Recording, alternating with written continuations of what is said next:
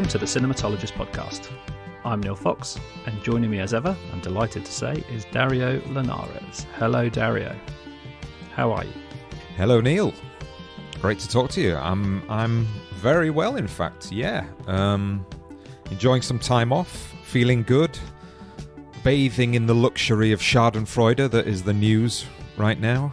God, we literally, we're taping this at 9 o'clock on Thursday morning, and we just haven't got a functioning government right now. It's almost as like the universities and education minister has just resigned, so maybe we can just kind of like completely change. There's a little window here where we can completely change education entirely because nobody's watching, you know? That would be lovely, wouldn't it? Yeah, it is. It's. I mean, you say we haven't got a functioning government now, but that makes it sound like yesterday we did one. Yeah. For our sake, yeah. That was optimistic, wasn't it? It's sad that it's got to that kind of level of kind of finding joy in sort of that sort of aspect of life, but it really is like just, you know, it feels like a relief. Like you say, it feels like hope is kind of coming back in, which is let's hope it lasts. But obviously, it's a long way to go. I don't think this is going to be a. To me, it's not really about the government per se. It's about Boris Johnson being humiliated. Somebody who is completely educated beyond their intelligence and utterly self-entitled. And you can see this ego is crashing into reality, perhaps for the first time in his entire life. And it's happening in public in the most atomic way that you could think of. And it's just amazing to watch. It is amazing to watch. But we're not here to watch that. We're here to watch other things. That's true. In our last episode of the season. And yeah, we're going to have a little chat about just sort of a little wrap up of the season before we get into the main episode. But is there anything else? You're off to France, aren't you, for 3 weeks on this week, which sounds lovely.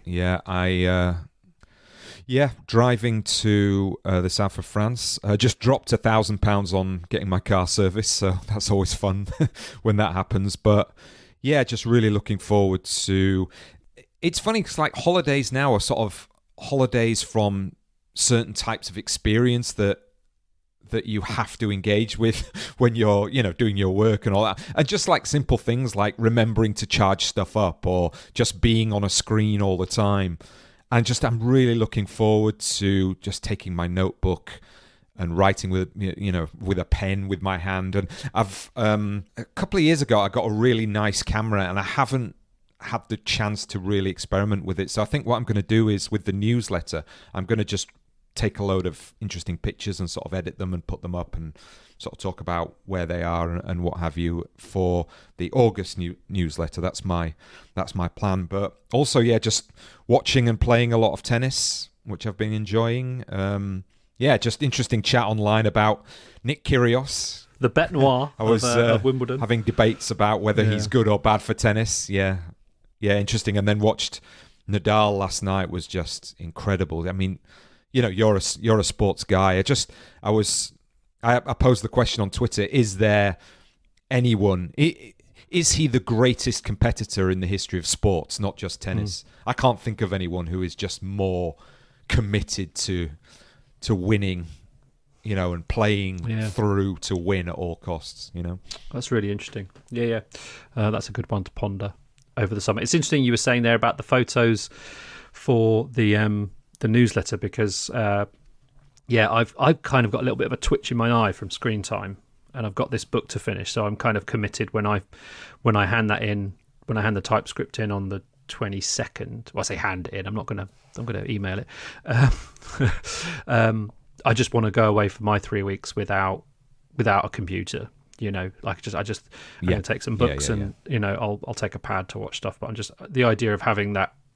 Carting that laptop around is just so I was thinking similar. I'm going to do my Rex by audio. I'm just going to sort of while I'm out walking the dog, I think I'm just going to do an audio missive rather than type it, you know, because I just think I just don't want to type for a bit. So be interesting. A nice kind of multimedia newsletter for our Patreons next month, which will be fun.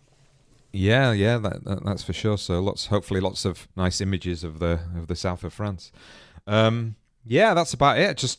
I just wanted to say, enjoyed your newsletter, and just this won't make you feel any better, Neil, but I'm so happy I don't have the stress of parenting. Not just from you, but from other people that I know have got kids. It's just like, I mean, sometimes I turn to B and it's just like, I'm so happy I don't have kids. I'm sorry, but, it's like... no, I understand that very well. I understand that very well. Yeah, okay. Yeah.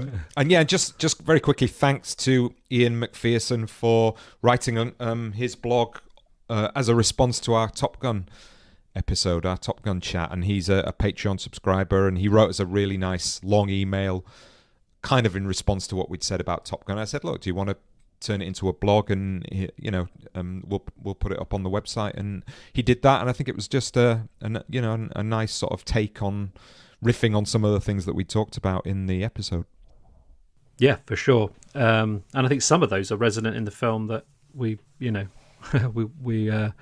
we're covering today. Some of that kind of deep rooted masculinity and kind of questioning masculinity and stuff, I think is really interesting in that film. So it's a nice piece to have up there. And yeah, thanks to Ian for that. I mean, it's a good time to thank everyone from this season, I guess. Yeah, I mean, maybe we'll at the very end we'll sort of sum up what the season's been like for us. But yeah, just thanks very much to everybody who's contributed and come on as guests. Hannah Strong, Philip Barantini, Tyler Taormina, Cherisha Taker, and Michelle Shion. And thanks to Joanna Bramley as well for helping with that episode particularly. And thanks very much, lastly, to Mary Wild, who has joined me for this episode. Yeah, it's nice. It's nice when you hear it back like that, in terms of like, I always worry as we get to the end of a season that we haven't really covered enough. We haven't been very diverse, and then it's like that quick recap is like, oh, actually, yeah, we've done a ton of stuff. And I'd like to thank just a quick thanks to the people who came on the podcast in Cannes as well, John Bleasdale and Mary and Mark as well, and Kingsley, who I was travelling with. So yeah, that was thanks for them for their time as well. Yeah, it's been another fun season, I think, for sure. Yep, and the Bill Douglas Museum as well, the people down there. Thanks very much to those guys. Was that this season? I think it was, yes. That was this season. God. It flies. Yeah. Oh, well, yeah, thanks to Phil then. Thanks to Phil at the Bill Douglas Cinema Museum. Yeah. Oh, wow, yeah, that is... God, that feels like a lifetime ago. So thanks to everyone there. That's really, really appreciated. You mentioned Mary Wild there, who joined you for this episode. Should we get into it? Let's what have we got in store for us this time? So I mean, there's sort of two elements to this episode that kind of feed into what it's about. I mean, first of all, the film that we are going to talk about is Cape Fear, which is J. Lee Thompson's psychological noir / melodrama from 1962. But the other element to this is that it was our first live episode or live recording for a good 3.5 years, I think, pre-COVID anyway, and we screened it at the Garden Cinema in Covent Garden, which is a new kind of retro art deco cinema that has been created by a philanthropist of cinema in London. And thanks very much to George Crosswaite, who is he's the programmer down there, but also a teacher at King's College London, and an avid listener to the pod. It was very nice to meet him initially, and was very enthusiastic about maybe, doing some collaboration. And I think what we're going to do is, I mean, this relates a little bit to maybe what we'll talk a bit more about at the end, but we are going to hopefully continue these live screenings and maybe make it a regular event. But I was keen to get something done before we broke up for our hiatus, so it would just sort of seem natural that we had this opportunity to do a live screening and then make it the last episode of the season, which this is. And joining me for the event as the co-host, because unfortunately you couldn't get up to London, was Mary Wild, who is the co-host of the Projections podcast, who we've had on before when we did a collaborative episode with her and Sarah Cleaver, who's the other host, who was in attendance as well. So it was really nice to meet her in real life. It was just fantastic to have Mary on, who is, as you will hear, somebody who is incredibly knowledgeable and has a kind of unique along with Sarah, a unique podcasting voice in the podcast sphere, I think, particularly the fact that it's two women co-hosts. But I think that their approach to film podcasting is very different to other female film podcasters, I would say. But along with the content and the way that she analyzes and has a particular lens on film, she's just got a luxurious voice.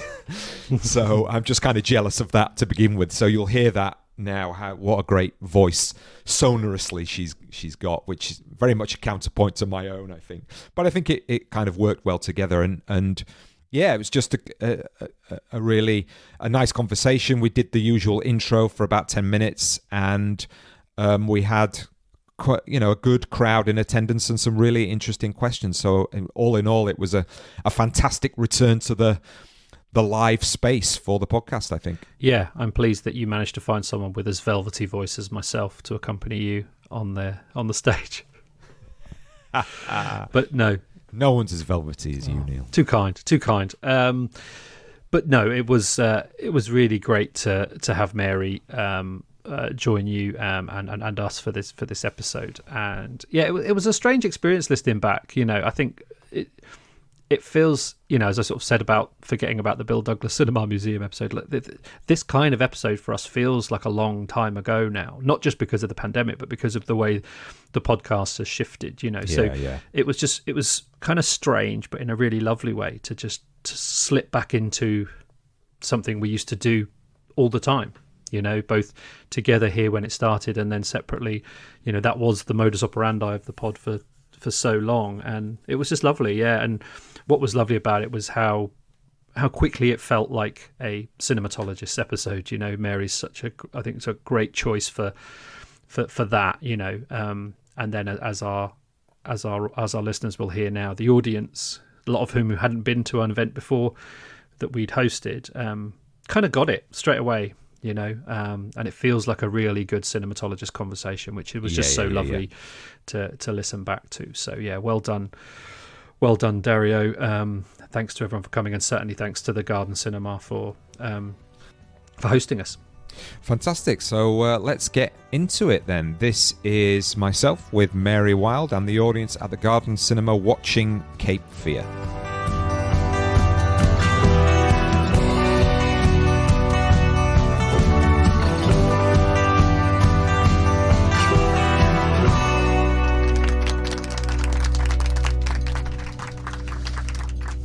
Wonderful. Thank you very much indeed. Welcome to the season finale of the Cinematologist podcast here at the wonderful Garden Cinema in Covent Garden for the first time.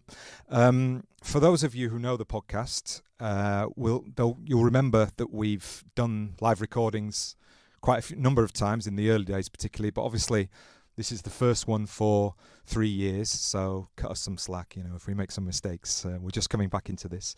And we're hoping this is going to be a regular partnership with the Garden Cinema starting next season, which will be September time, so hopefully one a month. So, if you want to come down regularly, that would be absolutely great. So thanks to you all for coming. I really appreciate it, especially the Patreon subscribers. A special thanks to you guys. Nice to meet you in real life. And of course, I'm delighted to be joined here by Mary Wilde, who is the co-host of Projections podcast. So thanks, Mary, for joining me. Welcome. Thank you so much for having me, and it's a pleasure to be here. Yeah, great. And your first episode of Projections has just dropped. Maybe you want to say a little bit about that. It's on erotic cinema, so... Yeah, that's right. So the podcast that I co-host with Sarah Cleaver, who's here in the audience, is now in its 8th season, and the theme of our podcast this time round is erotic cinema. So our podcast is basically a dialogue using psychoanalysis to interpret film. And we're currently recording our 8th season. It's going to be an exciting one. Great. And you also deliver short course lectures at the Freud Museum as well. Maybe you could say something about that in case anybody wants to do a short course in that, because they're always fascinating. Thank you. Yeah. So I run a lecture series at the Freud Museum in London, and actually it's going on its 10th year. This August, I'll be celebrating 10 years of that lecture series. And I basically, it's basically the same concept as the podcast with Sarah. It's just lectures. Pre-pandemic was only exclusively ever in venue. If you have a chance to visit the Freud Museum, highly recommend. But in the last couple of years, we've also been doing online courses. So I teach on themes like the unconscious in film, things like the Oedipus complex on film, or auteur studies like Cronenberg, Woody Allen. All the directors that you would expect are very psychoanalytic. Yeah, absolutely. And I love the fact that it's just, we're going to look at everybody, despite the fact of what Twitter might say, which is one thing I love about your work on the podcast and your teaching work as well. So yeah, it's great to be here at this amazing, relatively new art deco retro venue in London, in Covent Garden. And I think the period of COVID, maybe, people can talk about this at the end as well, along with the film. I mean, for me, it's crystallized just how much I appreciate the whole social experience of cinema, not just, coming to see a film on the big screen, but the cinema itself, the idea of the foyer and what is the ambience of the entire experience. And I just wondered, have you got any thoughts on the kind of holistic practice of going to the cinema? I mean, I love going early, having a drink, maybe doing a little bit of writing, then going into the cinema. I mean, I'm talking about a very sort of privileged, libertine lifestyle here to do with cinema, but I definitely missed that over the last few years. Yeah, same. I mean, I think, if anything, the pandemic has proved just how vital cinema is in our culture, like a designated space for achieving suspension of disbelief and not being distracted by other things in our environment, and having state-of-the-art technology that renders the film like a truly immersive experience. I'm a very pro-cinema person, and I love the ritual. I love everything about it.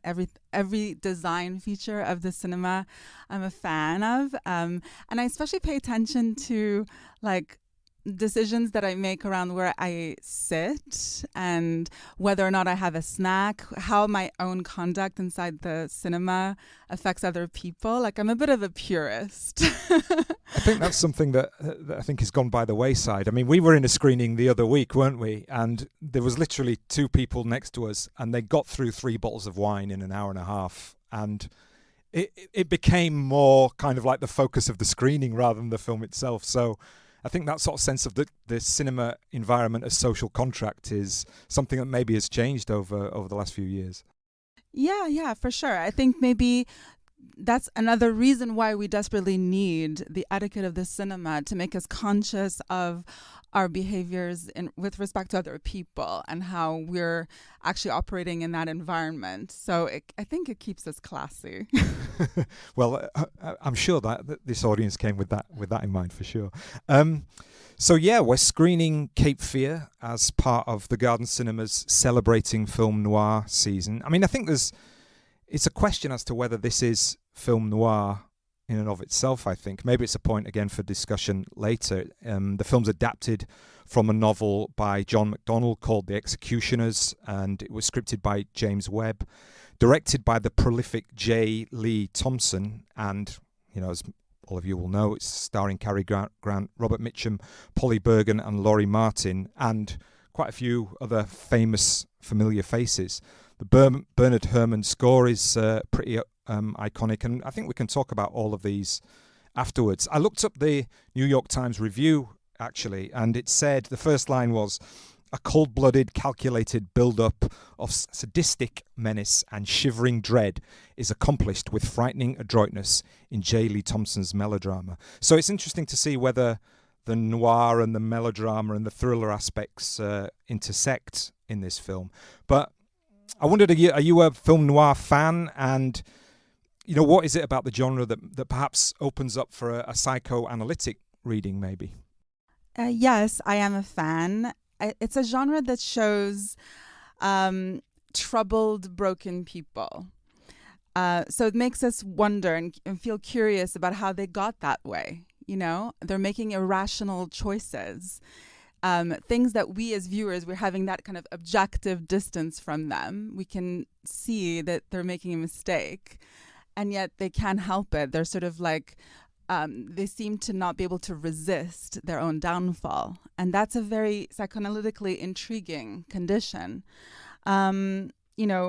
It's also the kind of notion that they feel compelled to repeat their pathology and be seduced into, troubled areas of life, oftentimes embodied by a seductive, femme fatale, but that can manifest in different ways. Yeah, and I think the sort of key character is the iconic villainy, I think, of Max Cady, played here by Robert Mitchum. And again, maybe we'll talk a little bit about the remake and Robert De Niro, who played this role later on, of course. And I'm interested to see, because I haven't seen this for a while now, why his performance is so lauded. And if I remember, I mean, I'm not going to give any spoilers, but I think that idea of the educated sociopath is something that's quite attractive for film viewers. It kind of, in some senses, triggers anxieties in terms of manipulating the structures that hold up society. So, the things that protect the heroes or the main characters suddenly are tools by which this villain is able to, get at or trouble the main characters. I mean, I know that your favorite iconic villain is the Joker, so it might be interesting to think about if there's any comparisons between the two here. Yeah, that's a good question. I mean, I'm a fan of villains. I have a kind of soft spot for villains. I think they're cool because they give us a space to locate our own, let's say, problematic traits. When a villain comes along, we can stop disavowing those dark impulses, and they can find a home in that character just for a little while. It's sort of a relief. It feels like an unburdening of something you've been carrying around for a long time, to have a villain and say, actually, I can kind of identify a little bit with this person's less than ideal behavior, That takes us to kind of dark places in itself, doesn't it? Because it's kind of like film operates as a fantasy in many ways, but it's that sense of being able to project and enact what is going on the screen in our own minds when, we know in real life that we can't cross that boundary, unless we're a sociopath watching, of course. Yeah, but I mean, I guess what I'm saying is that we're going to have those dark impulses, whether there's a villain there to identify with or not. At least through the mechanism of movie going, when we watch a movie and we are strangely drawn to the villain, there's at least a cathartic experience of releasing that shame and guilt about harboring some of those dark impulses. And we might never, ever act upon any of these. They're just things in our mind that exist in the unconscious or fantasy life. So at least with the possibility of relating or identifying, even just momentarily, with the villain, there's a little bit of emotional liberation that comes along with that, because we're going to have the dark impulses, irrespective.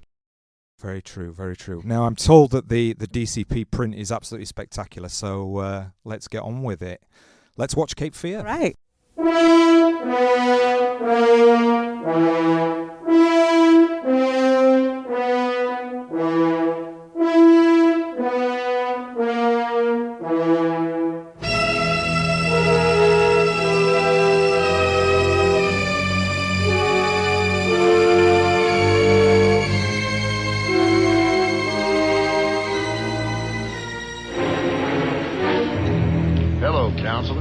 Remember me? Gregory Peck, Robert Mitchum, in the nightmarish thriller, Cape Fear. 8 years ago, I was a witness against a man and he was sent to prison. He's out now and blames me for his conviction. Say, she's getting to be almost as juicy as your wife, ain't she? I think he's starting a war of nerves with me. Don't mind me, counselor. I'm just getting a gander at the rest of your family. I can't do anything more without an overt act. Like a neat little murder? You're gonna be old and gray before I ever leave this town. A type like that is an animal. So you've got to fight him like an animal. It'll be murder. Do you want to ruin all of us? I got something planned for your wife and kid that they ain't never gonna forget. They ain't never gonna forget. How do you stop a psychopath who has nothing to lose? He's here. He's here. Co-starring Polly Bergen, Telly Savalas, and Martin Balsam. A masterpiece of terror, directed by J. Lee Thompson. Cape Fear.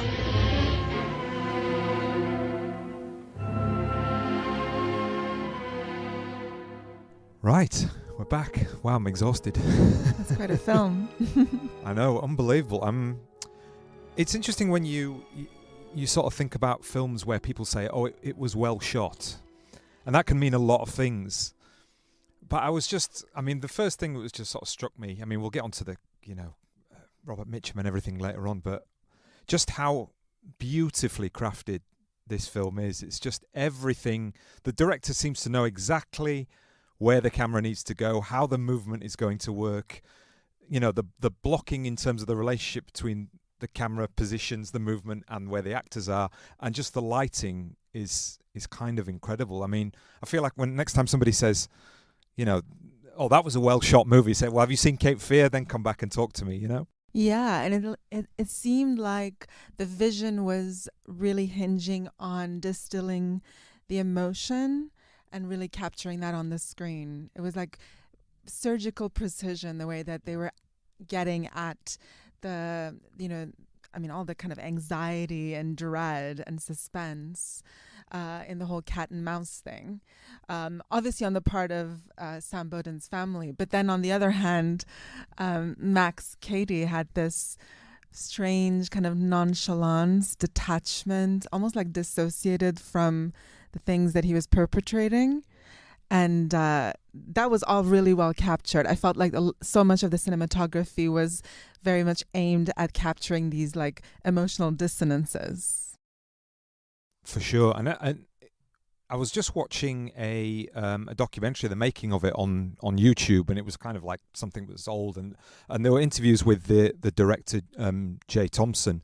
And he talked about how, he used this technique of painting, the railings outside of the school were the wrong color, and he painted those black, and the other sections of the movies where, just so they could get the chiaroscuro, perfectly done. And he's an interesting director. I think you can definitely see the Hitchcock influence there. I mean, he was born in London, had success with kind of proto-social realist films like The Weak and the Wicked, and Woman in a Dressing Gown. So it's kind of interestingly made films about with a focus on women's experiences sort of early on. Then he moved into action movies until he made Guns of Navarone with Gregory Peck again. And this obviously did very well, got nominated for 7 Academy Awards, and he took that film on 5 days' notice. And this film was produced by Gregory Peck, and he got this on the back of Navarone. And interestingly, never really kind of had the same success again. He came back, most notably his later work, he directed the 4th and 5th in the Planet of the Apes series. So Battle of the Planet of the Apes and Conquest of the Planet of the Apes. So I think he's somebody who's very prolific and also eclectic in his filmmaking. So he's not an auteur in that sense. He's more of a sort of jobbing craftsman. But I was just really amazed with how well it was made. And the other thing, just in terms of how, this was made in 1962, and there's a lot sort of talked about today about films that look like they were shot, in past times. If you think of something like Licorice Pizza or something recently that's come out, and all of the sort of 80s TV shows and stuff, they have that retro feel. This could have been made in 1945, 1946.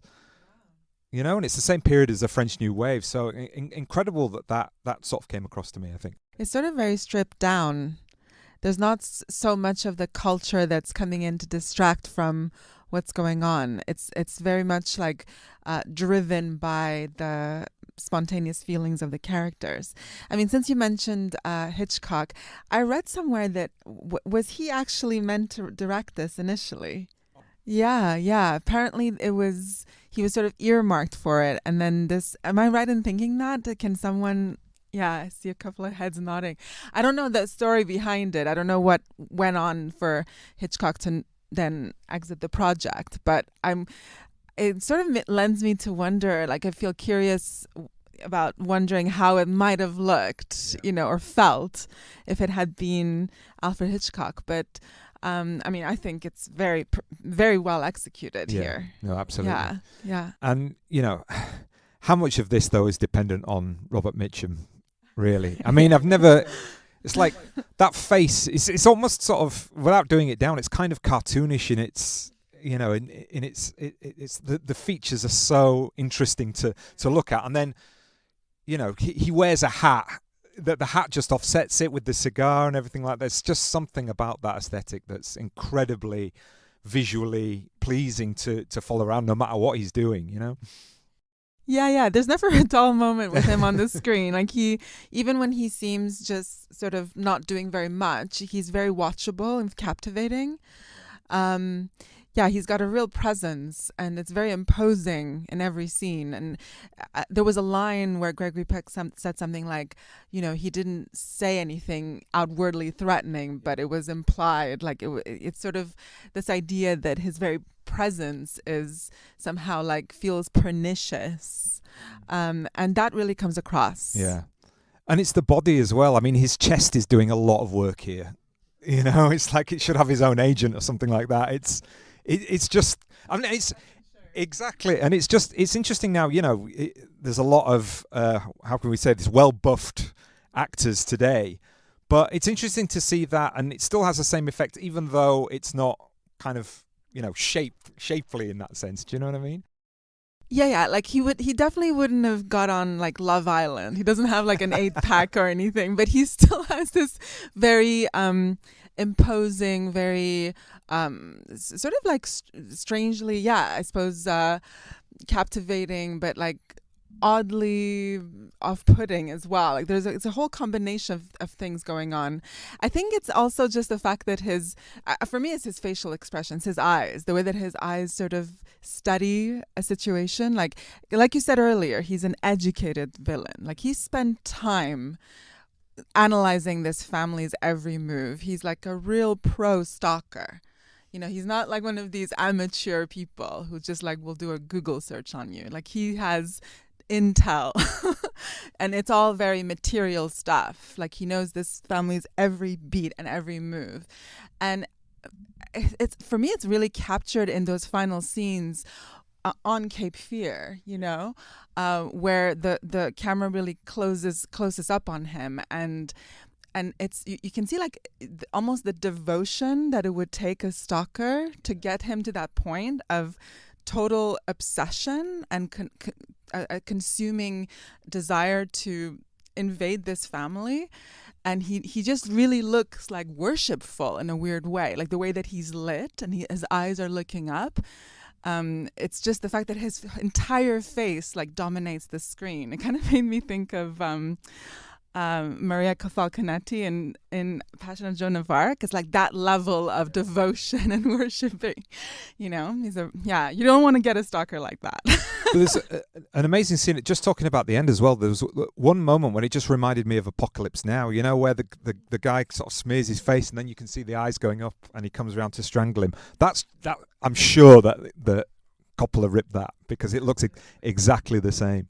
And I mean, it's interesting to see sort of the byplay between Mitchum and Gregory Peck. Gregory Peck. Sorry, I'm saying Cary Grant. Then it's not Cary Grant. Gregory Peck. And again, in the interview that I was listening to, he was talking about how he was producing this movie, but he wanted to be very clear that he wasn't the star, and he was going to kind of tee up Robert Mitchum to make this performance. And it's really interesting and you can kind of see it in the performance, in the sense that he doesn't really change that much, no matter what happens. He gets mad and tries to hit him very, very badly at one point.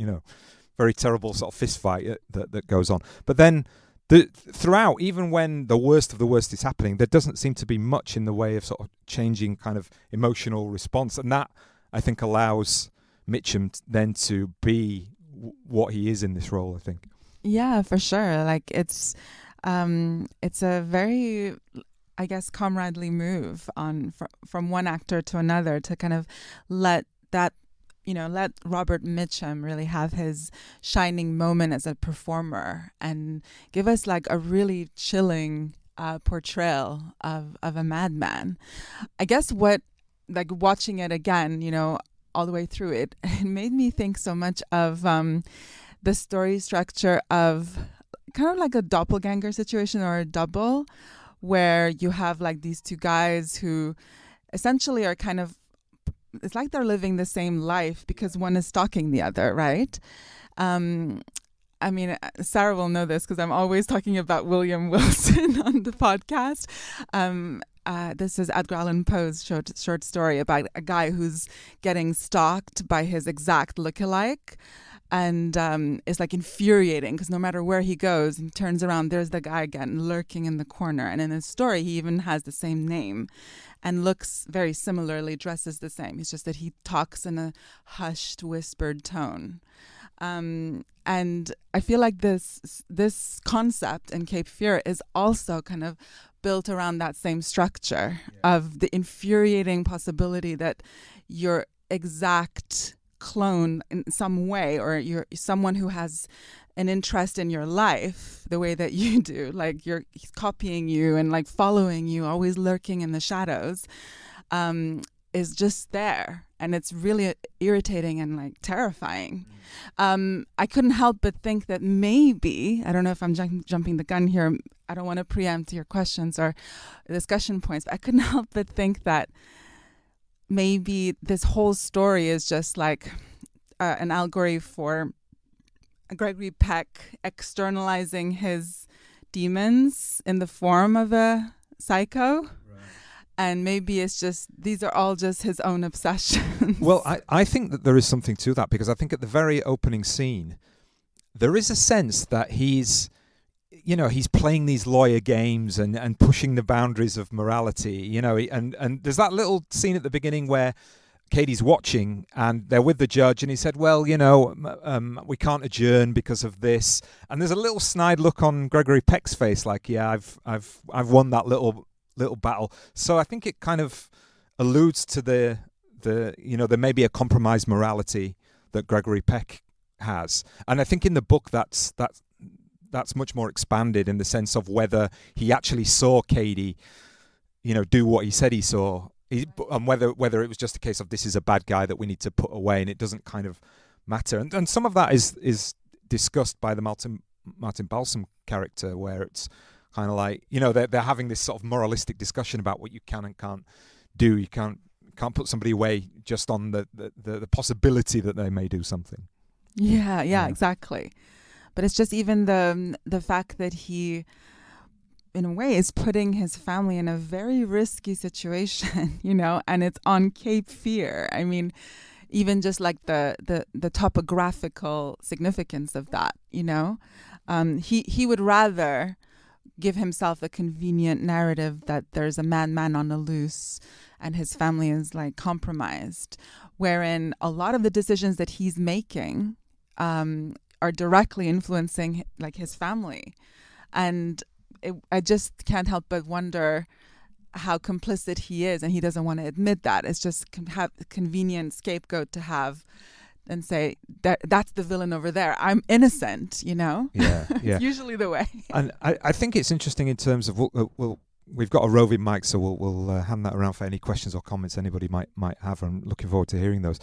But just kind of to round that off, I think that it's unclear to me whether the film has a kind of clear position on that. Do you know what I mean? I think in the remake that there is much more of a compromised sense that the lawyer, I mean, obviously kind of hiring the goons to beat him up is problematic. Right. We know that. Yeah. But in a sense, is the film kind of saying, you safe middle class people, be very careful, because there's a veneer of civilized, lawyerly kind of society there to protect you, but really, if beneath that, that can be ruptured very, very, very quickly and easily, I think. Yeah. It's like this polite, law-abiding scenario can actually get quite rapidly disturbed by the wilderness of the unconscious and the fear that lurks, in the unconscious. So I think it's kind of just and also Mitchum's performance, where he just a lot of the times looks very self-satisfied, like he has that knowledge. Yeah. And he doesn't have anything left to lose. He's sort of like, earlier you compared him to Joker. I mean, the Joker character is a little bit more unhinged. He's not as calculated and like weighted as a villain. He's more of an absurdist. But one thing they do have in common is that they got nothing left to lose, you know? And that kind of gets summed up at the very end, and even in the sense that there is a little bit of an open ending as to what really went on at the end. Maybe we can talk about that. So I don't know. Has anybody got any questions or comments? So one at the back, and then I'll come to you. Back on the left. We've got you. Yeah. Okay. No. Thank you for doing this. This is my first time attending one of your screenings. Welcome. So you mentioned in your introduction before, when you're reading the New York Times review, that blurb, calling it a melodrama. And you also discussed about its role or place within film noir as well. This sort of falls outside of maybe the sort of recognized window of the period, but I think it's still relevant. So so thinking of melodrama, I was wondering about this sort of 1950s, early 60s sort of mentality in American films that really was trying to address the safety of the nuclear family and the sort of the dominance of like the law of the father, that was sort of in crisis during this Cold War era. And I was wondering what your guys' thoughts on the way genre specifically is able to address some of those issues rather than just in a very straightforward drama, because this is clearly a thriller. Melodramas address this as well. A lot of Westerns address that as well. So just wondering what your thoughts on genre specifically able to tackle this. Yeah, I think both the melodrama and noir, in the period of the post-war era, are dealing with the issues that you highlight there. And I think that there is definitely a sort of sense of the problems of protection, let's say, that the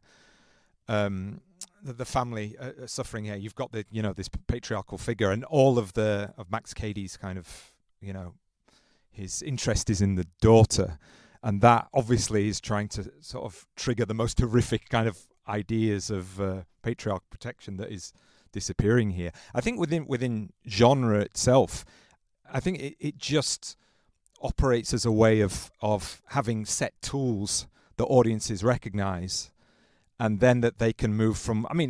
Genre in some ways is just part of the film industry in a way of attracting audiences and make it easy for them to decipher what's going on before they go.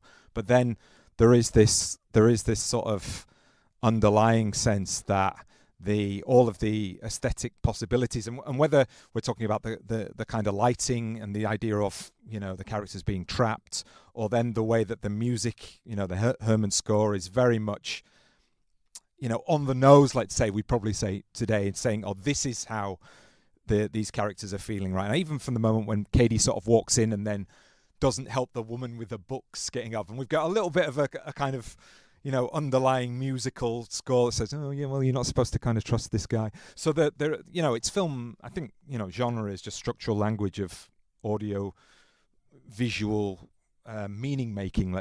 Let's say that then allows us a very quick shortcut to be able to feel and think in a certain way, and those themes are obviously key to noir and melodrama. I don't know if you've got anything to add to that. Yeah, definitely. What I would add to that also is, in particular, the preoccupation of the parents, Nancy's parents, to keep her safe from this lurking threat that's already harmed her dog. The fact that Max Cady never actually says what he wants to do. He doesn't lay out the threat outright. It's actually an unspoken danger and threat. And that is somehow worse than if he said, I'm going to cut you and I'm going to do X, Y, Z, like you traditionally might associate with a serial killer in a franchise whose pattern is then known and established. The only thing he ever really says is, I'm going to do something to your wife and daughter that they'll never forget. And that just sends our imagination like into some very dark places. We imagine the absolute worst. And whatever that is subjective to the audience member. It can be a million different possibilities. So it's the fact that he represents actually this unspoken, unnamed danger that's like out there in the world and is specifically targeting this family. Yeah. And the closest we get to that, I think, is when, you know, he assaults basically the woman he picks up in the bar, and she's already coded in a way which is slightly different, obviously, to the other women. So, you know, we're reading this as, you know, it's implied that the audience knows what's going on in terms of the characters and what they represent maybe morally here, which obviously is problematic, but we can talk about that. Sir. Thank you very much. Your point about morality is what I wanted to focus on, because I've often wondered, I think the value, you know, the secret of a great film is if you wonder what happens next. And I think if the sequel of this movie were The Trial, I think Cady has a very strong case to cause a lot of mischief and a lot of trouble, right? Absolutely because right. There is a sense that he has never fully taken responsibility for his own actions. That's all Sam's fault. The chief of police gives Sam the answer, which is, I can't help you, you know, hire a private detective. And then the private detective, who actually comes out of this pretty well, apart from when he says, go and get the guys to beat him up. You know, nobody comes out of this well from a morality perspective. And I do think that if it did go to trial, Cady's lawyer would have an absolute field day. Because if you think about what the family put Nancy through, a jury would just go mental at that. You know, they really would. I don't think Sam comes out of it well at trial at all. I just wondered whether you thought about what would happen next in this movie. No, you're absolutely right. I think that if there were a sequel, it would be, you know, Sam in a padded cell, like the majority of the movie, because he has to contend with all of the things that he materially did to put his own family in risk's way, like using his daughter as bait, you know? So, and also it's just the whole rationalization that what if he were to attack Nancy? Would she then go and testify on the stand? I mean, this really like outlandish scenarios where they're prepared to like even imagine, you know, a situation where their own daughter is attacked by this guy. So no, you're absolutely right. I think in a way it's all like, even in that final scene, the fact that he doesn't shoot Cady and he says, I want to watch you rot in prison. For me, that kind of I don't know how it relates to your theory. Yeah. That he wants the revenge back. Yeah, exactly. And he wants to, you know, he actually wants to see him squirm more than he wants to protect his family. And that's where his own kind of moral deficit plays out. And also, I think that, you know, the ending is an interesting question as to whether the ending and its openness is meant to say to the audience, so what do you think happened next? Who is going to be in prison? And almost kind of like, you know, in that sort of post-war social conscience way that a lot of crime movies were kind of like trying to, you know, teach the audience something about morality. There's a little bit of that going on maybe at the end, because it's definitely open. He's sort of, yeah, exactly. And Sam being a lawyer, he's sort of using the persona of lawyer to kind of, in a way, give him a bit of a moral shelter and say, I'm not going to shoot you because I'm operating within the realms of the law. So I want you to serve your time for the crimes you committed. But within that, it almost doesn't sound authentic. It sounds very retaliative, and yeah, but he doesn't say that. I don't think he actually. I mean, he kind of just goes straight for the "I want you to rot in prison." Exactly. That's it. That's the point. I think he probably would like to see himself as like an upstanding, law-abiding citizen, but he refuses to see his own capacity for extreme irrational behavior. Hence, why he's in this mess. Yeah. Thank you again for putting on the big. First time I've seen this on the big screen, so it's great to see it on the big screen. Oh, great! Just to, if you like, it was sort of nerd out for a moment and propose a thought experiment, which is the 1991 Scorsese version pays a lot of homage to this film. And the same composer has roles for Balsam and Peck and Mitchum. Updates, but it also updates a lot as well. You know, it actually gives Sam Bowden's wife a name. which I don't think we get in this film. Okay, it's Peggy, yeah, but maybe it's once. But she dresses herself as Mrs. Sam Bodum. The daughter becomes Danielle, so just and she's watching MTV and updates things. But it also, one reviewer described it as Cape Fear for the Freddy Krueger generation, because it kind of goes off in a very crazy direction. But there's a lot more moral nuance and complexity, but there's also still problematic things. The thought experiment would be, if you were a producer and you, because this is now 30 years, the films are 30 years apart, now we're 30 years since the Scorsese movie, believe it or not. If you were a producer, who would you get to direct the film? First of all, would you make the film? Who would direct it, and who would you cast in the main roles? And what would be some of the moral nuances and complexities that you might change according to where we are now? Wow. No, it's a good question. I'm trying to rack my brain. Go ahead. Fantasy filmmaking. Fantasy filmmaking, yes. I mean, I think there would.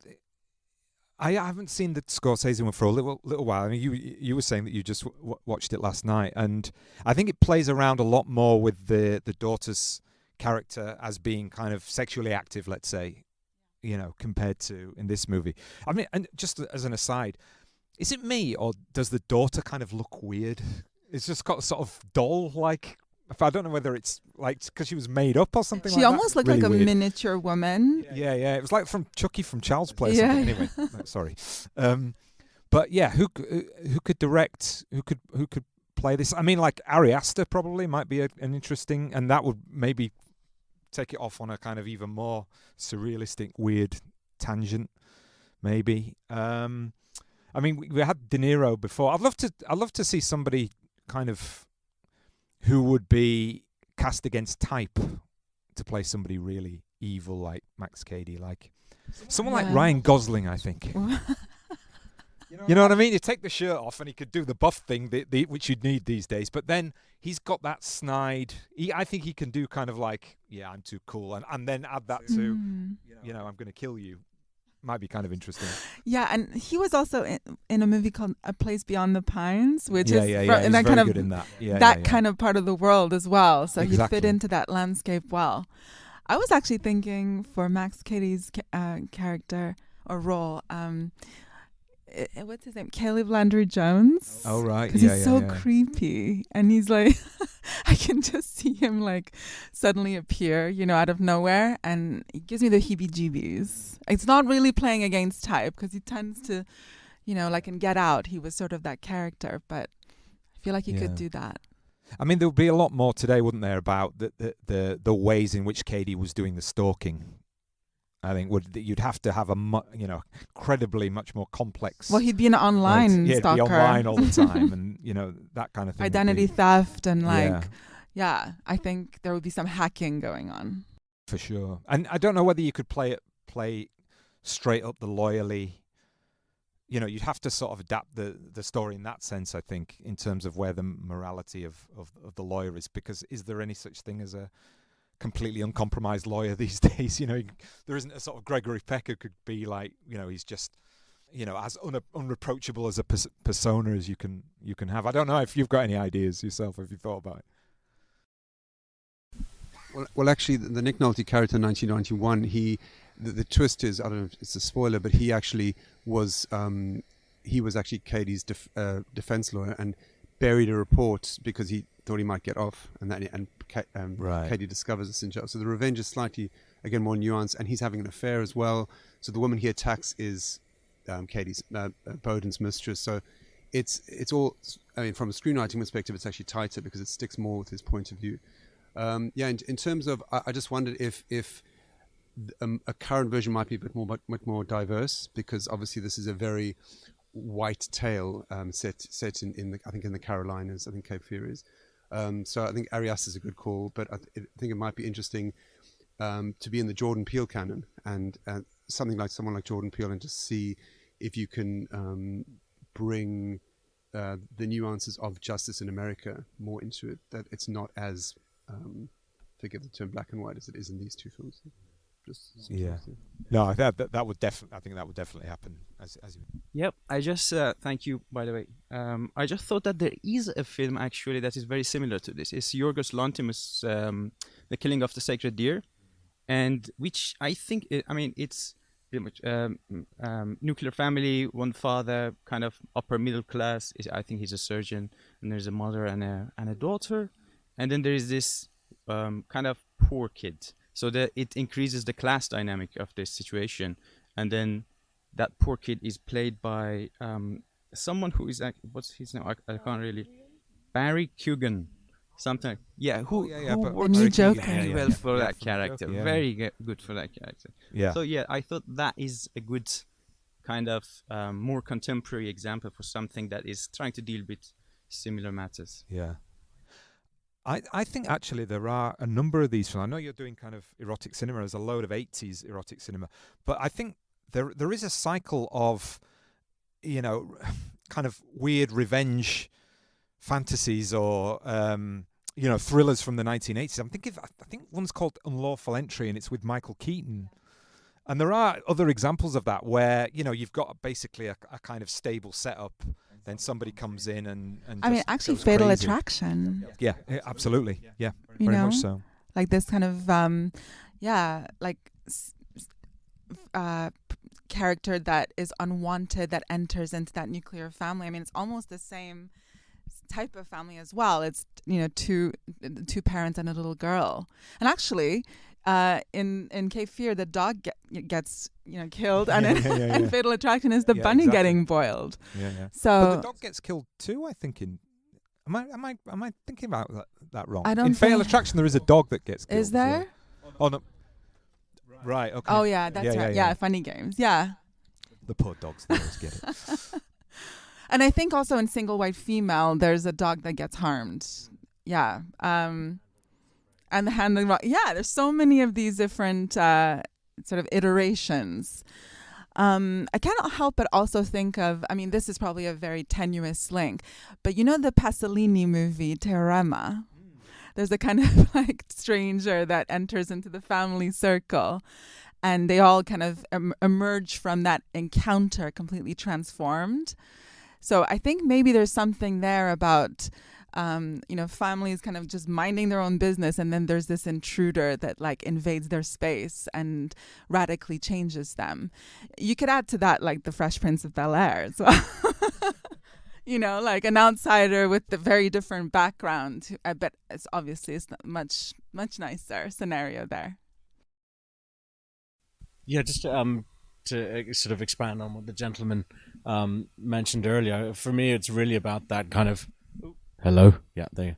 For me, it's the really terrifying thing is just the limit of law. If a well-informed, smart stalker, wants to harass you, there's little that the law can do. I don't know if there's still laws against vagrancy and lewd vagrancy, all this kind of stuff. Yeah. I'd be a bit shocked if there still was, but it'd be interesting now in the current kind of current climate, social climate.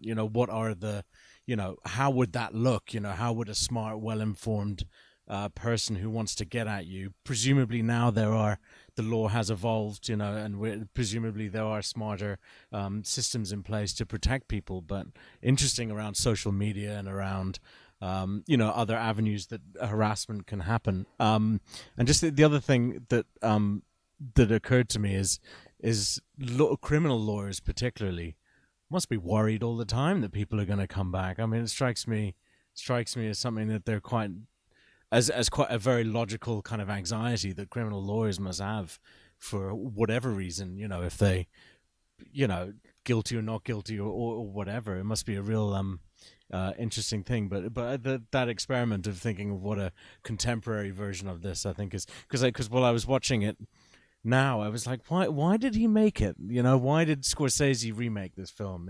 Beyond giving De Niro an opportunity to kind of be, have this incredible role, I still can't quite see the importance that Scorsese must have felt. I think it was made because he wanted to make something else, and he did it for the studios, basically. That's what I'd read about. Yeah, exactly. But I mean, it's interesting you sort of talked about that idea of what, again, it relates back to what it would look like today. But if you think about it, there's a genre on YouTube of people who get pulled over and know the law better than the police do. And, we hear it a lot right now, and especially when it comes to the race question, that sense of know the law yourself, because the police will try and do this, that, and the other. So I think it's interesting. Yeah, you say that the law may have evolved, but I think that sense of the relationship between lawyers, police, and citizens is, much more probably. You'd hope it had gotten better, but it's just as ambiguous, and even more so, maybe. Yeah. Especially also on when we're thinking of internet harassment, there just hasn't been enough time to actually establish robust laws to protect citizens. People don't really know what their rights are online. You could get done in for bullying someone or harassing or assaulting someone in real life, but you could also, make their life unbearable online, but you could probably just get away with it because the authorities are going to say, oh, well, it was online. That's not my, that's not within my remit or whatever. So it's the internet is sort of a wild west where a lot of possibilities remain untapped almost. So yeah, it would make for an interesting reimagining of this scenario. Hi. So I want to pick up on a bunch of things that I think have been kind of talked about, but and maybe play a little devil's advocate, which is I wonder if you guys can talk about the fact that it's very easy and complicit for the main character, the lawyer, to go to the police officer and say, hey, there's someone in town, I don't really like him, do you want to just check up on him? And then for that guy to actually set in motion an entire system where this guy gets constantly stopped and harassed. And there's something about that situation which, beyond the kind of nuclear family which we're all kind of used to, is this idea of the kind of small American town where you have everybody knowing everybody, right? And everybody kind of understanding that we know what needs to be done. And then there's an outsider coming in, and there's a, kind of absolutely aggregate response against that person going, okay, we're going to push back on this entity as much as we can. So I'm wondering, because I find it really interesting in the kind of contemporary narratives where we have a lot of people saying, well, the establishment is against me, I can't push it. So I'm wondering if if there's something that can be brought into modernity with that kind of thing happening there. Yeah, I mean, I think it does still relate to, there is a contemporary kind of analogous situation, I think, that you're talking about that's very true, and it can be quite small, like you're talking about a small town, and it may be just if you are somebody with a social connection who knows somebody who can go and ask somebody a question, that's still quite a powerful thing even in today's culture. But also, I was thinking about, when you were talking about, I was thinking about that idea of there's been so many stories about the way, again, it's a kind of racial question, but the way in which a white person will react when a black person is in the vicinity and start filming and start saying, who are you to be here? And that you see, it's been shown, so many times. There's a big story about a woman who kind of there was a guy bird watching basically in the park, and he said, can you put your lead on your dog? And she started filming saying, I feel unsafe, you're going to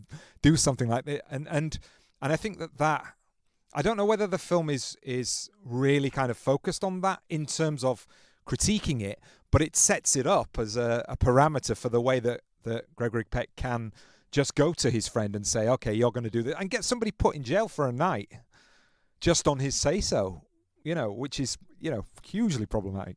Yeah. I mean, to your point about a collective response in a town where ideally you would have a situation where, okay, fine, this guy's a bit slippery. He's not doing anything too concerning that would get him arrested, but we can feel a malevolent intent. And so ideally you have a scenario where, especially in a small town where everyone knows each other, they work together collectively to, keep each other safe and really communicate to this guy that you're not going to get away with it. We know what you're doing. You're trying to intimidate us and you're not going to bully us. We stand together, and yeah, absolutely double down and push back on him, against him. But it's even though the movie never like goes in this direction, never really names this as a problem. The fact that the family does actually feel a little bit atomized. I mean, they do in this a little bit. They have a few, ports of call and a few resources to call on. There's certainly no collective response, like when there's, almost a fight that breaks out near the boat. Gregory Peck throws a punch, like the people passing by, they're just kind of like weirdly fascinated, but they're not coming in to like help the family. They're not asking questions to ask if anyone is okay. They're sort of just, they're caught up in the spectacle of it. And I feel like with the Scorsese remake, that atomization of the family, how incredibly isolated they really are in terms of their own safety within that community, that's highlighted a bit more. I feel like if we were to make a third iteration today, it would just be pretty bleak, because people are just more and more atomized, and there's less of a sense of community that seems to be declining, especially post-COVID. So that might make for a narratively more thrilling movie, but it's certainly an indictment on the lack of community today. You could see Nancy talking to Cady on some kind of Zoom system, you know what I mean, and getting in that way for sure. Maybe time for one more question. I don't know how we're doing for time. If there is one more at the back, to finish off. Hi. Thanks for the screening. I was sort of saw this film many moons ago, but when you said it was made in 1962, that did shock me, because I instinctively felt it was more like a 40s, 50s film. And did this come before or after To Kill a Mockingbird? Was it before? But Gregory Peck there is playing now ostensibly a very, very similar sort of character as well, but being challenged by very, very different things. This lanky attorney, but I feel like Gregory Peck's a much more interesting character actually in this film than Robert Mitchum. Although Mitchum is a much more visually dominant and menacing, brooding presence. Yeah, Gregory Peck being challenged in all these different ways and struggling with his own internal.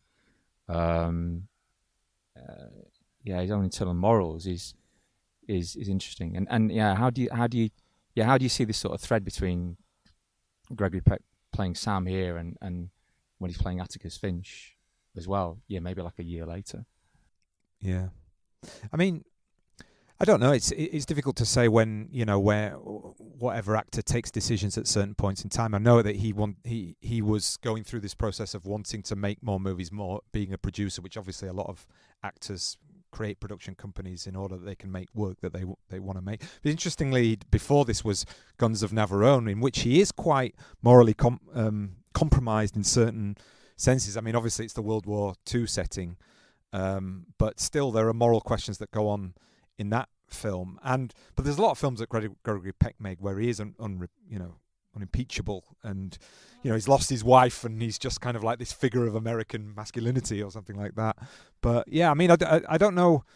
It's difficult to say whether you could read anything into the fact that he's taking these particular roles. I wouldn't know the answer to that, but I do agree that perhaps there is more complexity to his character and to him as a persona that we see in different roles, and maybe he's someone 50 years hence that maybe we take for granted a little bit. Yeah, I mean, it's funny you should ask this question, because I actually felt like there was a similarity between Gregory Peck in this and his performance actually in Spellbound, Alfred Hitchcock's 1945 release. Yeah, that's way because I feel like in both cases he's playing a guy who is sort of at sea psychologically.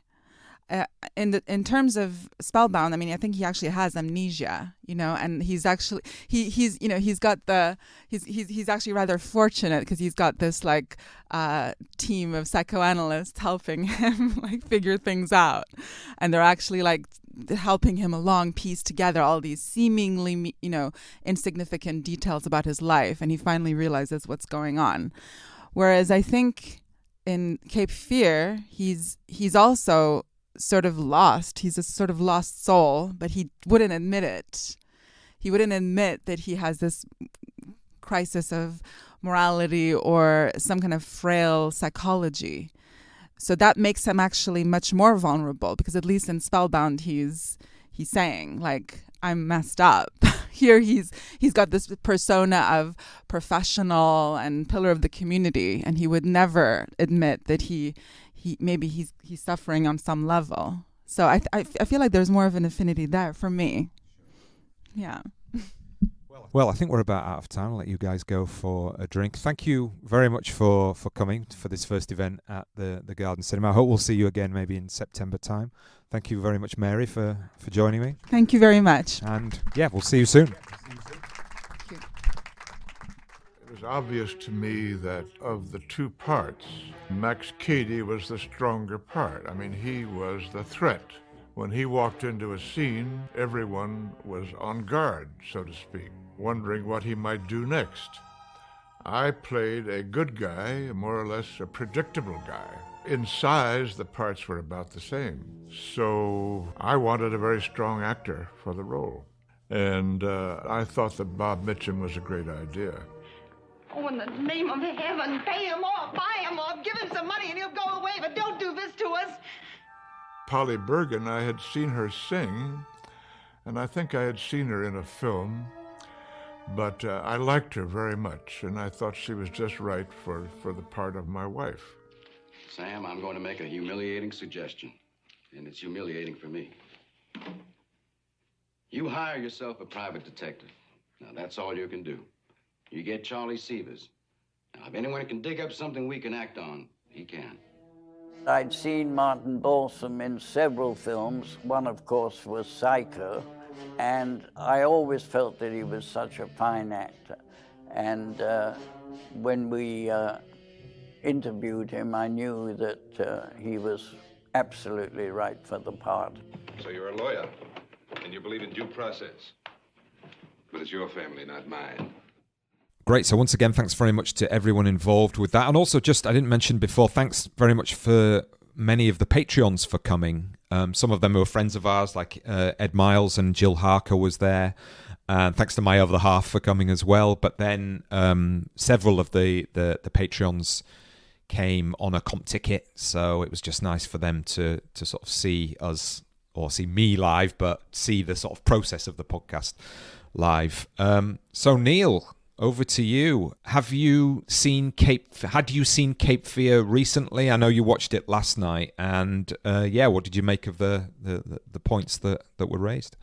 Yeah, I hadn't seen it for a while. I think I watched it several years ago, but I've seen it sort of 2 or 3 times. But as with everything we've kind of covered on the pod, it's always nice to go back in thinking in a kind of direct way about it in terms of like really looking at what it's doing. And the conversation, which I sort of listened to some of it before and then some of it afterwards, was kind of interesting, kind of an interesting spur for that. I don't disagree. It's a great movie. And it's just, like it's hard to imagine that film now, and I think that the talk about the sequel is interesting because the sequel is kind of dissatisfying. I think a lot of the reason it's dissatisfying is because it's plugging in a lot of other stuff, like the affair and the kind of the relationship between Bowden and Cady, whereas here, like it's quite a pure story, like it's. Yeah. One thing happened, and that's what's being in that kind of classic Hollywood way. Like it's a very straightforward plot, but it's not. It's a film that doesn't really revolve around plot. It revolves around other things.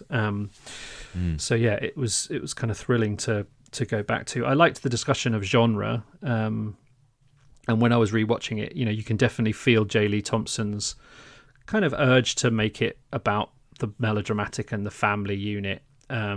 There's a great film of his called Woman in a Dressing Gown, which is kind of a British film, which I really love, and again, it's kind of like it's interested in the kind of the fallout from these things on the women in particularly in that film. But what was interesting watching it back was how the other genre that it really kind of tips into towards the end is a heist film.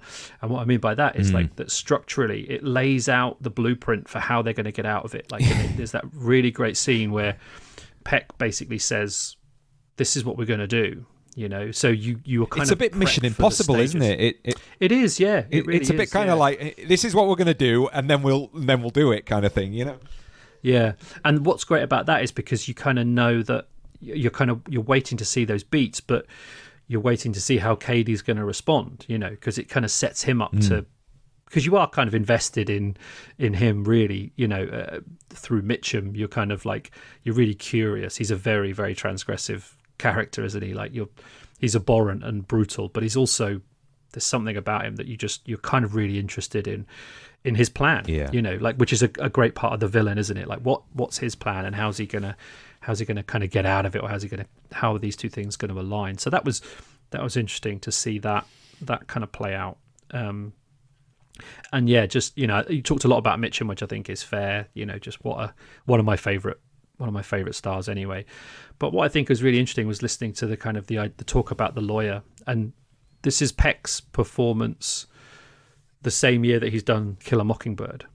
So that in the same year he's playing Atticus Fink, the absolute paragon of American and kind of almost Western moral straightness, and at the same time he's playing this other lawyer with a very different set of circumstances. And I think seeing those two performances side by side is really fascinating, in terms of the two sides of the American legal system, and also kind of the morality that sits at the heart of the film. It's almost a kind of a shadow Mockingbird in many ways, that in terms of his performance and like what he does in response to the situation around him. And obviously in Mockingbird there's a slight distance. Yeah, there's a little bit of chat at the end of our conversation about that, isn't there, where we sort of talk about that idea of the lawyer here in Cape Fear.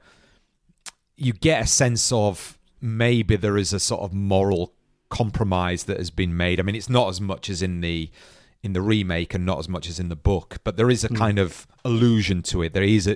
He has done things that you could question as a lawyer, which is a counterpoint to Mockingbird. And again, one of the questioners did raise, do you think that is something that the actor actively kind of created in terms of the choice of making these movies? And I mean, obviously it's a question that can't be answered, but it would be an interesting one to sort of think about, whether somebody's literally actively sort of thinking, okay, I want to, these two roles are going to sort of speak to each other in interesting ways. But I don't know whether maybe in a sort of Hollywood industrial process thought about that in that way, or ever really does. Well, I think I think there's this idea of the Hollywood studio system that actors did what they were told, which is kind of partly true, but this is a time when that is less the case. We're kind of at the tail end of the Hollywood studio system in the early 60s, and also like that what they did was, there were choices. You were under contract, but you had a sort of a choice of, often you had a choice of what film to do next, and often there was a lot of buyout as well from other studios kind of wanting talent. So I think if you look at someone like Gregory Peck, I think he's very much in control of his persona in the performance, but so I think he must have had some kind of sort of instinct that actually here's an interesting opportunity, because why would you want to play two lawyers back to back? It's very odd for someone your two performances are going to be essentially in that same territory. So he's such an intelligent performer, and I think that the talk at the start about how he kind of meant to get out of the way of Mitchum, I think that's not just because he thought Mitchum was a great actor, but I think he knows that the film doesn't work if he's going toe to toe with Mitchum in terms of the bravado or the presence. It just doesn't, you can't compete, but also it's not really about that. It's about kind of upending traditional ideals of power and the idea of a man and what's right and what's wrong, and it only really works if there is a counterpoint, and he plays counterpoint so well. So it was kind of really nice to watch. Great. Oh, and and on that note, there's what is kind of just thrilling about watching classic Hollywood movies, particularly, is how they kind of smuggle in this kind of moral quandary to kind of really tight genre filmmaking. There's a great line from the police chief where he says, you know, either we have too many laws or not enough, you know, which I think is like, it roots the whole film in this, you know, because his complicity is kind of, you know, it feels still shocking in the context of the film, but not shocking in the context of what we know about American policing. But, you know, or even, you know, policing in general, I would say. But certainly, like, it's to have him so central to the transgression is so interesting. And what's great about it is that it's all in the service of plot. You know, like, the plot has to move forward. That it has to have this mechanism. It has to have these characters in there. We have to see Cady actually kill someone. You know, and he does that with obviously the local sheriff by the houseboat. You know, it's functional, but also you're kind of like, you're wrestling with these things which are, you know, really kind of murky moral questions throughout. And it's just a reminder of like how you can do both. You know, I think that teaching a lot of this stuff is tricky because students particularly currently want it to be about something, and it's like, yeah, this film is about so many things, but at the heart it's just a really tight revenge and sort of, you know, potboiler. Like, it's kind of it does what it's supposed to do as a genre movie, and then everything else is layering and atmosphere, and that's just wonderful. For sure. And to be honest with you, I mean, we didn't really talk about it in the chat, but the support cast is just awesome as well. I mean, you know, we mentioned sort of Lori Martin, and who you know, I sort of talked about it on the chat, who's kind of got this weird face. But I think what's interesting about that is the documentary that I watched. It was Hayley Mills who the director wanted, and he actually admitted that he thinks that he didn't help her performance, that is Lori Martin's performance, because he always had Hayley Mills in his head, which is an interesting sort of thing to admit. And that would have been a very different kind of performance and representation, I think. And I think, you know, Polly Bergen does a good job with quite a difficult wife role, you know, and you know, not something that you can sort of sink your teeth into. I mean, the Jessica Lange role is much more complicated, or much more sort of fleshed out, I think, in the remake. But just seeing sort of Martin Balsam is always great, who is fantastic. And then I was just traumatized to see Telly Savalas with hair. I mean, that's just not right.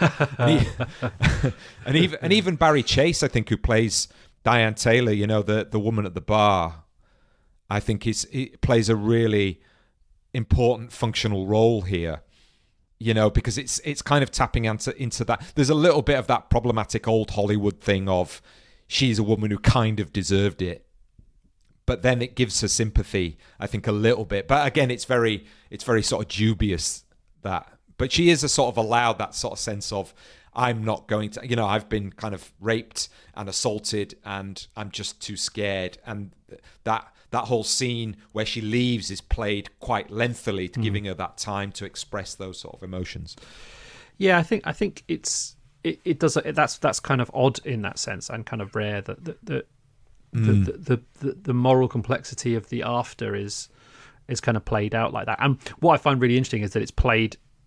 She has to tell all of the men why she can't do it, you know. And not just like for her, which I think is. And I was thinking about that, watching that scene. The staging of that scene is kind of immaculate. Where she's placed, how the camera moves. Oh, incredible! You know, like, just you really get the sense that, you know, which is again kind of tied into the thesis of the film, is that these men are kind of tunnel visioned in terms of like what they think needs to be done, and they're exploiting this woman just as much as, you know, Cady did physically, by surrounding her and kind of making her feel guilt if she doesn't deal with it, you know. And she has to really methodically lay out, I can't do this, and this is why my family, you know, like all this kind of stuff. And then it's interesting because obviously later in the film, Bowden does that to his wife about Natalie, you know, like, this is why we can't, you know, like these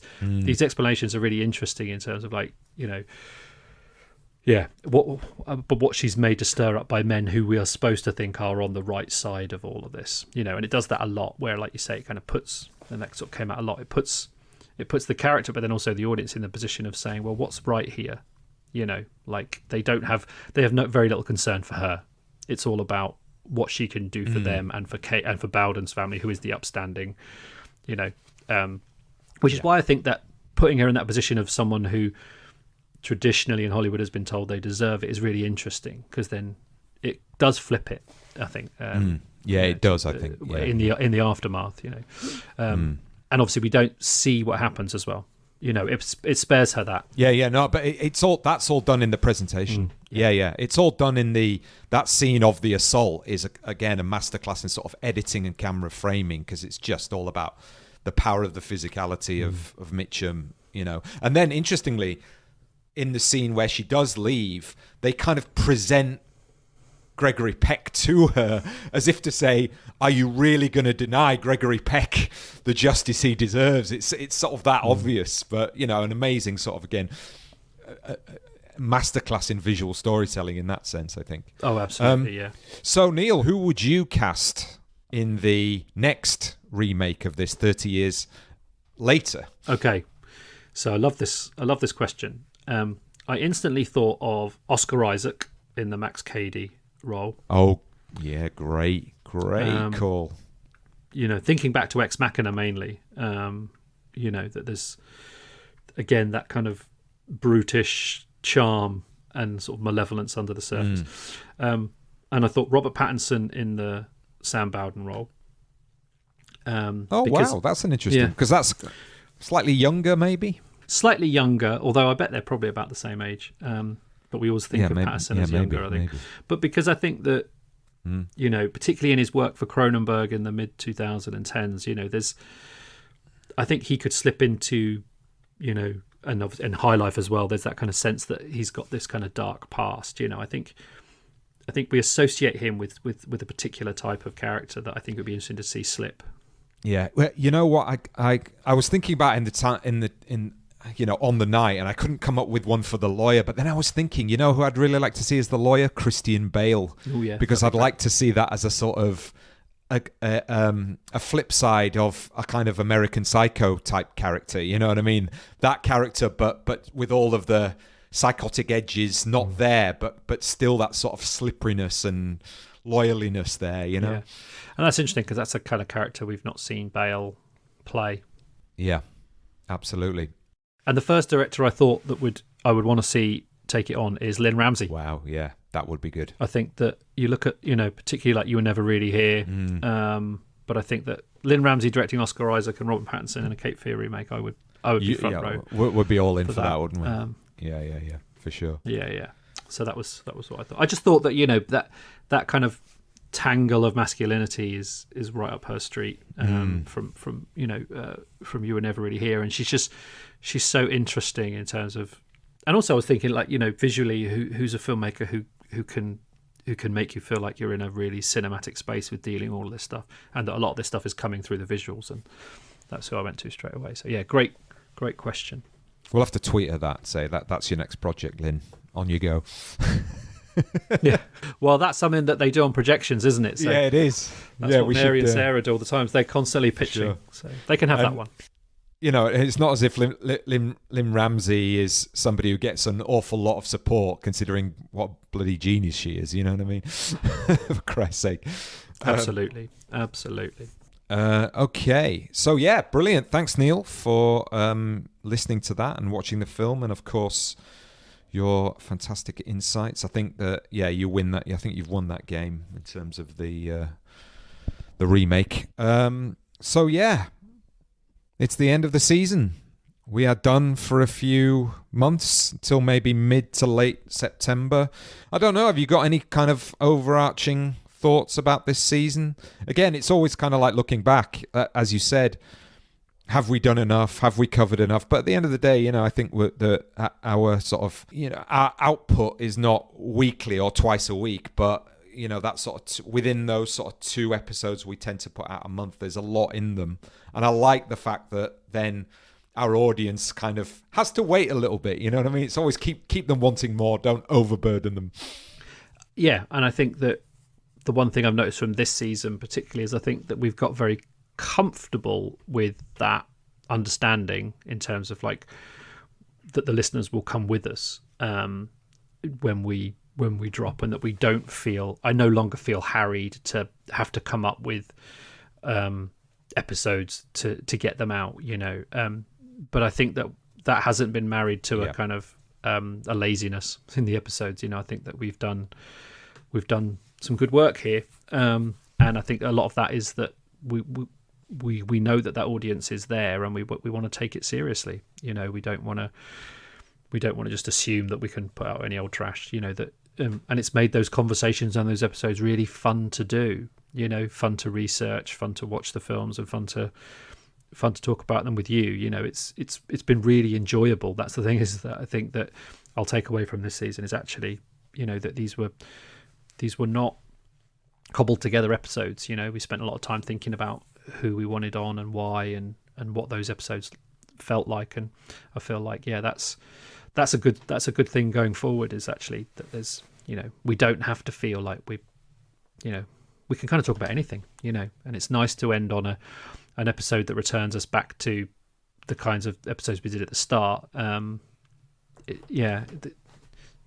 just make us feel like we've come a long way. Yeah, and also it's just really nice to continue to expand not just the types of content, but also the forms. It's not that we haven't done these before, but your episode from Cannes, with that sort of self-reflection element, and also a kind of travelogue element, and then the bits and pieces I put out from Bucharest, kind of on the back of that, on the bonus, were really nice to do. And the interview with Sean, particularly at the beginning, was a kind of new move for us to go into that much. Have a double episode in a different language, which was really interesting to put together. But then, that our interview episodes intersected with episodes that are just me and you talking, because I think that we've heard this season from people, from listeners, that they enjoy me and you just shooting the breeze about film and about anything really as much as the interviews. And sometimes it's kind of like I'm always a little bit, not reticent, but I'm kind of like, I don't want to fall into that trap of being just two guys talking. Yeah.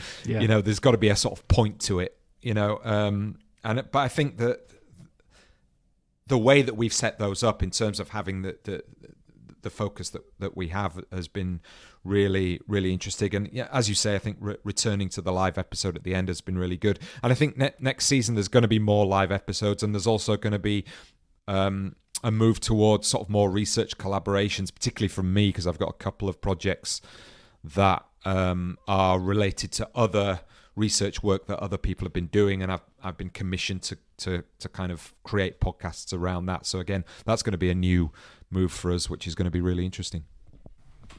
Yeah, absolutely.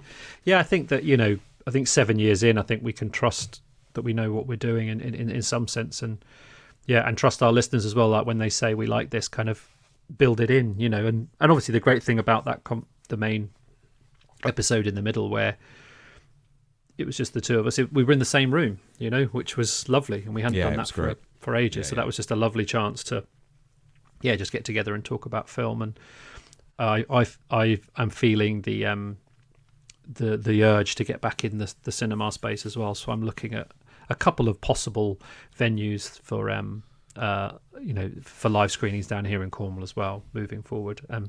Fantastic. And excited to just read some stuff and talk to people about it. That's kind of post handing in my book. So I've got a few books that I want to catch up with and get the people on. So expect the usual raft of guests and different types of episodes for sure. Indeed. And just finally, thank you very much to those of you in the audience who support us on Patreon. It really is a help. It is more expensive than people might realize in terms of continually sort of renewing the softwares that we use and upgrading equipment. But also just that sense of there's a little bit of support out there to in an economic sense, in the system that we live in, it always is nice to sort of think, that people do value independent media in a way that they feel that they should contribute something towards it. Whereas, you know, most people don't think about the idea that they have to pay for, say, Netflix or whatever, because it's just, you know, it's corporate media, you know what I mean? So just having that sort of sense of support is a value to us, and, you know, keeps us motivated just in the symbolic nature of it rather than the economic sense of it, I think. Yeah, no, absolutely. Completely agree with that. It is a lift, you know, it's a lift that what you're doing, you know, has that kind of direct value for people, which I think is, it's really rewarding, you know, like you say. And it helps us stick to our guns, I think, a lot of the time, because we know that it's valued. So, yeah, we really appreciate that. Yeah, and always, Neil, you know, fantastic to work with you. You know, really, it's really important that we're moving in the same direction, and we have this kind of anchoring. And, you know, to spoiler alert, I'm you know, going through a kind of career move at the moment. More details maybe at the beginning of next season, but to have the cinematologist as a kind of anchoring point really for my intellectual life has become kind of vital when everything around seems to be on kind of you know, the tectonic plates of shifting possibilities and uncertainty that everyone's having to deal with. So it is nice to have a kind of intellectual space that you can always kind of rely on in many ways to be able to go and have conversations. And even the conversations we have off mic that feed into the podcast are really important to me. So thanks for your continued support. Pleasure. The feeling is absolutely mutual. Yeah. I don't know what I'd do without it in my creative and intellectual life, you know. It is vital to me as well. Yeah. Lovely. I love it. Great. Fantastic. So, yes, we will see you in September, or you will hear us again in September. Always trying to get my visual and sonic metaphors correct. But until then, have a great summer. This has been the Cinematologist Podcast. Thanks for listening.